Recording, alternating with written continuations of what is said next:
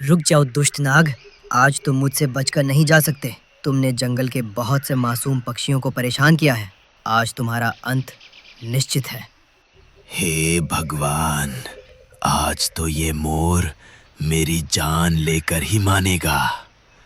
मुझे जल्दी से छिपने के लिए कोई सुरक्षित बिल ढूंढना होगा, वरना आज मेरा खेल खत्म।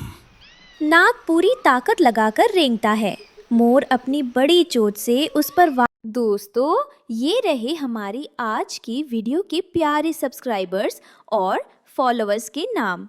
अनमोल, सूरज कुमार, अरफिया, सना फातिमा, मुस्कान शाजिया, सुपी। जो नहीं चुने गए, चिंता मत करो, अगली बार तुम भी बन सकते हो जंगल के सुपरस्टार। दोस्तों, अगर आप भी चाहते हैं मैं आपका नाम अपनी कहानी में लूं, तो देर के पार करने ही वाले होते हैं कि तभी नाग को एक पुराने पेड़ की जड़ों में एक गहरा बिल दिखाई देता है।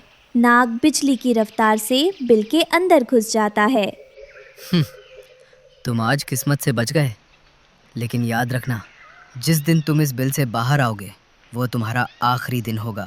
मैं अपनी नज़र तुम पर ही रखूंगा। मोर गुस्से में अपने पंख फड़फड़ाते हुए वहां से उड़ जाते हैं। बिल के अंदर बैठा काला नाग डर के मारे कांप रहा था, लेकिन वह खुश था कि आज उसकी जान बच गई। जंगल में बीती रात बहुत भयानक तूफान आया था। उस तूफान ने रानो चिड़िया और उसके पति टुन्नू का पुराना घोंसला तोड़ दिया था।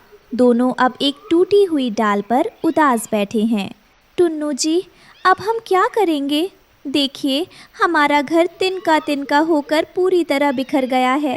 मेरे पेट में अंडे हैं, और अगर हम जल्द ही कोई सुरक्षित घर नहीं बना पाए तो मेरे आने वाले प्यारे बच्चों का क्या होगा? मुझे बहुत चिंता हो रही है। रानो, आप हिम्मत मत हारिए। रोने से घर वापस नहीं आएगा। हमें जंगल के दूसरे कोने में चलना चाहिए, जहाँ केले के बहुत सारे पेड़ हैं।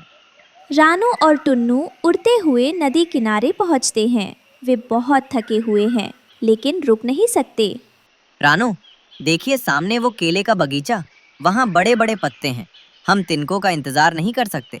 हम केले के पत्तों से ही एक बड़ा घर बनाएंगे। पर टुन्नू जी, आप क्या कह रहे हैं? केले के पत्ते तो बहुत कच्चे और नाजुक होते हैं। क्या वो इतनी तेज धूप और आने वाली बारिश को झेल पाएंगे? मुझे बहुत डर लग रहा है कि हमारा घर टिक पाएगा या नहीं। हमारे पास और कोई रास्ता नहीं है। हमें आज रात होने से पहले ही सर छिपाने की जगह बनानी होगी। दोनों पति पत्नी ने मिलकर कड़ी मेहनत की। उन्होंने अपनी चोंच से केले के बड़े पत्तों को सिला और एक सुंदर लेकिन नाजुक घर तैयार कर लिया। यह हमारा नया घर देखने में तो बहुत सुंदर लग रहा है, पर यह सचमुच बहुत कमज़ोर है। देखिए, हवा चलने पर यह पूरा बुरी तरह हिलता है। मुझे अपने बच्चों की सुरक्षा की चिंता सता रही है। आप चिंता मत कीजिए, मैं बाहर पहरा दूंगा। आप अंदर आराम कीजिए। थोड़ी दूर एक सूखे पेड़ पर कालू कौवा और गोरी कौवी बैठे यह सब देख रहे थे। वे रानो की मजबूरी का मजाक उड़ा रहे थे। अरे गोरी, जरा उधर देखो। रानो और टुन्नू ने केले के पत्तों का घर बनाया है। कितनी बड़ी बेवकूफ़ी है। सही कहा आपने। सुना है रानो अंडे देने वाली है। पत्तों के घर में घुसना तो बहुत आसान होगा। आज तो दावत पक्की है। कुछ दिन बीत गए। रानो ने उस केले के घर में 2 प्यारे अंडे दिए। वह बहुत खुश थी, लेकिन उसकी आंखों में एक डर भी था। मेरे प्यारे बच्चों, मैं अपनी जान देकर भी तुम्हें कुछ नहीं होने दूंगी। बस तुम जल्दी से बाहर आ जाओ और यह दुनिया देखो। लेकिन यह दुनिया बहुत खतरनाक है, इसलिए हमें हर कदम पर सावधान रहना होगा। रानो, आप घबराइए मत। मैंने आसपास कांटे लगा दिए हैं। कोई आसानी से पास नहीं आ पाएगा। कालू कौवा उड़कर नीचे जमीन पर गया, जहाँ एक पुराने बिल में काला नाग रहता था। नागराज, आप यहाँ भूखे बैठे हैं और वहाँ ऊपर पेड़ पर रानो चिड़िया के ताजे अंडे रखे हैं। वो घर एकदम कच्चा है, आप आसानी से चढ़ सकते हैं। शुक्रिया कालू, बहुत दिन से शिकार नहीं मिला। आज रात मैं उन अंडों को चट कर जाऊंगा। रात हो चुकी थी, जंगल शांत था। तभी रानो को सरसराहट की आवाज सुनाई दी। काला नाग पेड़ के तने पर चढ़ रहा था। टुन्नू जी, जल्दी जागिए, जागिए, नीचे देखिए, काला नाग तेजी से ऊपर आ रहा है। ये हमारे मासूम बच्चों को खा जाएगा, हमें कुछ करना होगा। हे भगवान, ये तो बहुत बड़ा है, हम इससे लड़ नहीं सकते। रानो, आप दरवाजा बंद रखिए, मैं मदद लेकर आता हूँ। टुन्नू अपनी जान की परवाह किए बिना अंधेरे में तेजी से उड़ा। उसे समझ में नहीं आ रहा था कि इतनी रात को कौन मदद करेगा। मुझे जल्दी करना होगा, अगर देर हो गई तो रानो और मेरे बच्चे नहीं बचेंगे। टुन्नू सीधा उल्लू बाबा के पास पहुंचा, जो खंडर की दीवार पर बैठे थे। बाबा, हमारी मदद कीजिए, काला नाग मेरे बच्चों को खाने आ रहा है, हम उससे कैसे लड़ें? बेटा, तुम नाग को नहीं हरा सकते। नाग को केवल उसका दुश्मन मोर ही हरा सकता है। जाओ और मोर को बताओ कि उसका शिकार वहाँ इंतजार कर रहा है।